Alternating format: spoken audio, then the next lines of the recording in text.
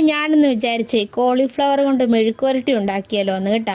അപ്പോൾ ഞാൻ ചെറിയൊരു കോളിഫ്ലവർ എടുത്തിട്ടേ ഇതാ ചെറുതായിട്ട് കട്ട് ചെയ്തിട്ടിട്ട് മഞ്ഞൾപ്പൊടി ഉപ്പും ഇട്ടിട്ട് ഒന്ന് വേവിക്കാൻ വെച്ചിട്ടുണ്ട് കേട്ടോ. അപ്പോഴത്തേനും ഇത് വെന്തതിന് ശേഷം കാണാവേ. അപ്പോൾ അതാ നമ്മൾ വേവിക്കാൻ വെച്ചിട്ടുള്ള കോളിഫ്ലവർ നല്ല ഉപ്പും അതുപോലെ മഞ്ഞൾപ്പൊടിയൊക്കെ ഇട്ട് ഒന്ന് വേവിച്ച് വെച്ചിട്ടുണ്ട്.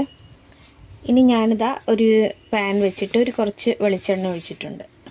ഇതിനകത്ത് വേണ്ട സാധനങ്ങൾ ഞാൻ ഒരു പകുതി വലിയ സവോളയുണ്ട്, ഞാൻ പകുതി സവോള എടുത്തിട്ടുണ്ട്. നമുക്ക് അധികം ഇല്ലല്ലോ.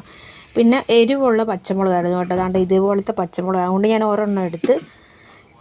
പിന്നെ ഒരു 3 ചോള വെളുത്തുള്ളി ചെറിയ, അതും കൂടെ ഒന്ന് ചെറുതായിട്ട് അരിഞ്ഞു. പിന്നെ കറിവേപ്പില, പിന്നെ ഒരു ചെറിയ തണ്ട് മല്ലിയിലയും കൂടെ ഇട്ടു. അപ്പോൾ ഇത്രയും സാധനങ്ങൾ ഞങ്ങൾ എടുത്തു. ഇനി വേണമെങ്കിൽ തക്കാളിയൊക്കെ ചേർക്കാട്ടോ, ഞാൻ ചേർക്കുന്നില്ല. അപ്പോൾ നമുക്ക് കടുക് ഇട്ട് കൊടുക്കാം. അപ്പോൾ അതാ നമ്മളെല്ലാം കൂടി ഇട്ട് കൊടുത്തിട്ട് നമുക്കിത് നന്നായിട്ടൊന്ന് വഴറ്റിയെടുക്കാവേ.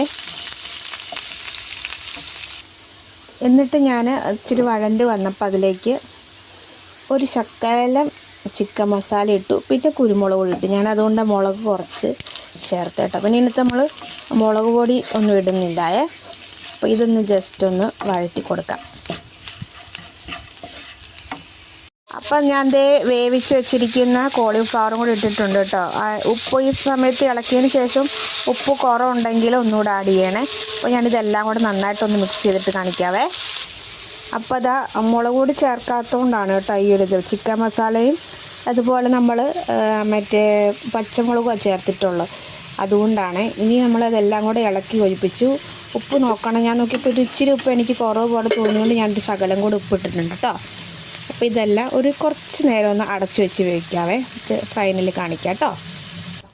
അപ്പോൾ ഇതാ എൻ്റെ കോളിഫ്ലവർ മെഴുക്ക് വരട്ടി റെഡി ആയിട്ടുണ്ട് ഗൈസ്. കണ്ടോ കണ്ട. അപ്പോൾ ഇത്രേ ഉള്ളൂ കേട്ടോ. ചെറിയൊരു പെട്ടെന്നുണ്ടാക്കാൻ പറ്റിയൊരു റെസിപ്പിയാണ്. അപ്പോൾ ടേസ്റ്റൊക്കെ ഞാൻ നോക്കട്ടെ കേട്ടോ. കുഴപ്പമില്ലെന്നാണ് എൻ്റെ ഒരു ഇത്. അപ്പോൾ അടുത്ത വീഡിയോ ആയിട്ട് കാണുന്നവരേക്കും ബായ്.